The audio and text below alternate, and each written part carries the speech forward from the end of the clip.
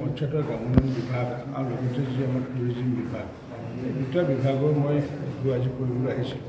যিহেতু মই অসমৰ প্ৰতিখন জিলাতে মই যিহেতু ৰিভিউ কৰোঁ আৰু সেইকাৰণে পশ্চিম কাৰ্বি আংলঙতো আজি ইয়াতে মই ৰিভিউ কৰিবলৈ আহিছিলোঁ। মূলগত টাৰ্গেট মোৰ এইটোৱে, যিহেতু আমাক 28 লাখ ঘৰ যিহেতু প্ৰদান কৰিছিলে ভাৰত চৰকাৰে আৰু 28 লাখ ঘৰৰ ভিতৰত প্ৰায় অলমষ্ট 21 লাখ ঘৰ ইতিমধ্যে আমি PMI ঘৰ ইতিমধ্যে আমি কমপ্লিশ্যন কৰিছোঁ।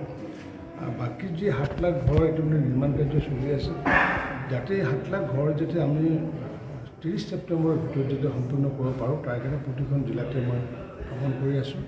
আৰু এইকাৰণে মই 30 ছেপ্টেম্বৰ টাৰ্গেটটো দিছোঁ যে যিহেতু আমি নতুনকৈ আমি ইতিমধ্যে ছাৰ্ভে কৰিছোঁ আৰু সেই ছাৰ্ভে ঘৰৰ কাৰণে যিহেতু দিল্লীত গৈ পেলাই আমি নতুনকৈ ঘৰ দাবী কৰিম বা অনুৰোধ জনাম, তাৰ আগে মোৰ যদি অনগোইং যদি চলি থাকে তেতিয়াহ'লে কি হ'বগৈ, ভাৰত চৰকাৰে হয়তো আগন্তুক দিনত এই ঘৰটো দিবলৈ টান পাব। আৰু সেইকাৰণে আজি যেনেকুৱাকৈ আমাৰ ইয়াতে প্ৰায় 25,929টা ঘৰ আমি পশ্চিম কাৰ্বি আংলং জিলাত চেংচন দিছিলে ভাৰত চৰকাৰে বা অসম চৰকাৰে, আৰু তাৰ ভিতৰত ইতিমধ্যে অলমষ্ট আমি 17,000 ঘৰ আমি ইতিমধ্যে সম্পূৰ্ণ কৰিছোঁ।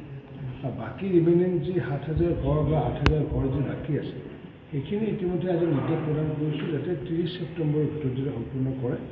আৰু এনেকুৱাকৈ যদি অসমত মোৰ যিমানখিনি আছে প্ৰায় 6 লাখৰ ঘৰ নিৰ্মাণ কাৰ্য চলি আছে, 30 ছেপ্টেম্বৰৰ ভিতৰত যদি কৰে তেতিয়াহ'লে নিশ্চিত ৰূপত ভাৰত চৰকাৰে ডিচেম্বৰ মাহৰ ভিতৰত আৰু হয়তো 8 লাখ 10টা ঘৰ দিয়াৰ সম্ভাৱনা আছে। যাৰ কাৰণে যোৱাকালি মই মৰিগাঁও জিলা, নগাঁও জিলা, আজি হোজাই জিলা আৰু এতিয়া মই পশ্চিম কাৰ্বি আংলং জিলাত মই ৰিভিউ কৰিছোঁ আৰু সকলোকে টাৰ্গেট বান্ধি দিছোঁ।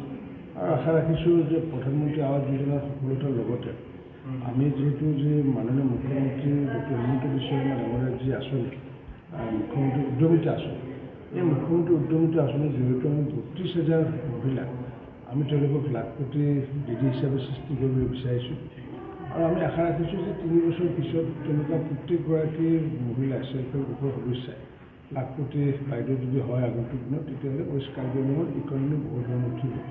কাৰণ আনটিল এণ্ড আনলেছ যেতিয়ালৈ আমি মহিলাসকলক আমি আপলিফ্ট কৰিব নোৱাৰোঁ তেতিয়াহ'লে আমাৰ অসমৰ GDP আমি বৃদ্ধি কৰিব নোৱাৰিম। যিহেতু আমি সমগ্ৰ অসমতে 30 লাখ আমি মহিলা আমি লাখপতি বাইদেউ